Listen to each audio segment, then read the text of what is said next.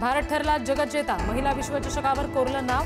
भारतीय महिला क्रिकेट संघानं रचला इतिहास, भारतीय महिला संघाचा 52 धावांनी दणदणीत विजय।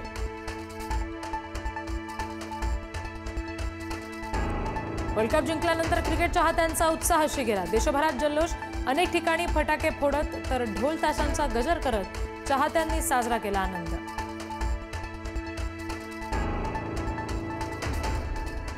वर्ल्ड कप जिंकल्यानंतर पंतप्रधान मोदींकडून ट्विट करत टीम इंडियाचं अभिनंदन।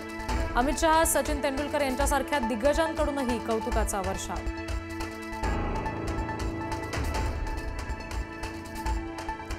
वर्ल्ड कप जिंकल्यानंतर टीम इंडियावर बक्षिसांचा सुद्धा पाऊस, बीसीसीआयकडून खेळाडू, प्रशिक्षक आणि सपोर्ट स्टाफसाठी 51 कोटी रुपयांचं बक्षीस जाहीर।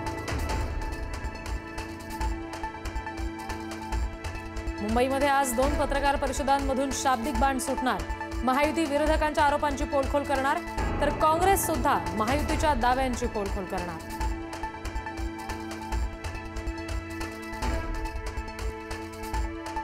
उद्धव ठाकरे यांची आज महत्त्वाची पत्रकार परिषद, मतदार यादीतील घोळासंदर्भात उद्धव ठाकरे आक्रमक भूमिकेत, मतदार यादीतील घोळ उघड करण्यासाठी पदाधिकाऱ्यांना कामाला लागण्याच्या सूचना।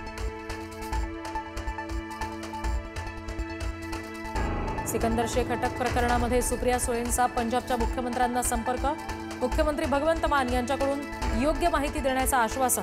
हत्यारांच्या तस्करी प्रकरणी सिकंदर शेखला पंजाबमध्ये अटक।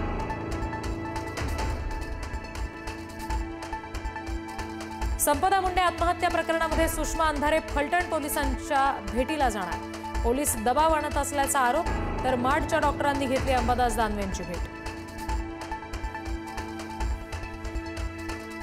शरद पवार आणि सुप्रिया सुळे आज बीड दौऱ्यावर, बीडमध्ये संपदा मुंडेंच्या कुटुंबियांची घेणार भेट, कुटुंबियांशी संवाद साधत प्रकरणाच्या तपासाविषयी घेणार माहिती।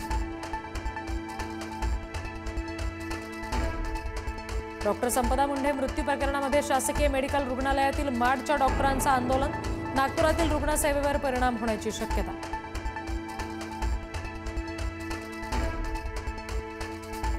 आजपासून कबूतरखान्यांसाठी जैन समुदायाच्या उपोषणाला सुरुवात होणार, जैन मुनी निलेश चंद्र यांच्या अध्यक्षतेखाली आझाद मैदानात आंदोलन, जैन मंदिर ते आझाद मैदान मोर्चा निघणार।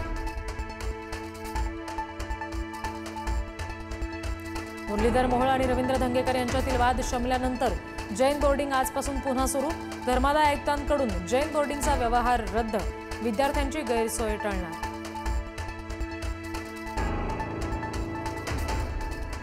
नाशिकच्या दिंडोरी आणि सिन्नर मतदारसंघातील शरद पवारांच्या राष्ट्रवादीकडून लढलेल्या उमेदवारांचा आज भाजपात प्रवेश, सुनीता चारोस्कर आणि उदय सांगळे कमळ हाती घेणार। स्वाभिमानी शेतकरी संघटना आक्रमक, जवाहर साखर कारखान्याला येणारी 200 पेक्षा अधिक ऊसाची वाहनं बेळगाव जिल्ह्यामध्येच रोखण्यात आली, महाराष्ट्राबरोबरच कर्नाटकात ऊस आंदोलन चिघळणार। कोल्हापुरातील जिल्हाधिकारी कार्यालयामध्ये आज बैठक, कारखानदार, सर्व शेतकरी संघटना, जिल्हा प्रशासनाची चर्चा होणार, ऊस दराचा तोडगा निघणार का, जिल्ह्यातील शेतकऱ्यांचं लक्ष। आजपासून केंद्राचं पथक महाराष्ट्राच्या दौऱ्यावर, नुकसान होऊन कित्येक दिवस उलटल्यानंतर पाहणीबाबत जाग, मदतीबाबत मात्र अजूनही अनिश्चितता।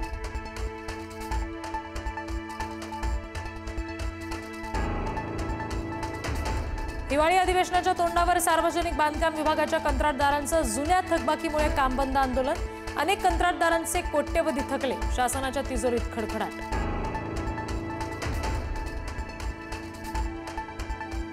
जालन्यामध्ये चक्क पोलीस कर्मचाऱ्याच्या घरी घडली घरफोडीची घटना, अज्ञात चोरट्यांनी घराचं लॉक तोडून लाखो रुपयांचा मुद्देमाल केला लंपास, पोलिसाच्याच घरी चोरी झाल्यामुळे शहरात खळबळ।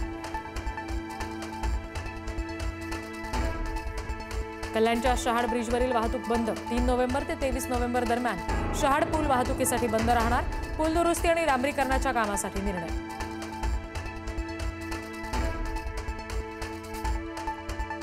नांदेडच्या मानसपुरी ते बाचोटी दरम्यान डांबरी रस्ता चक्क हाताने उकरला जातोय, व्हिडिओ ग्रामस्थांनी केला सोशल मीडियावर व्हायरल, कामाची चौकशी करून दोषींवर कारवाई करावी, स्थानिकांची मागणी।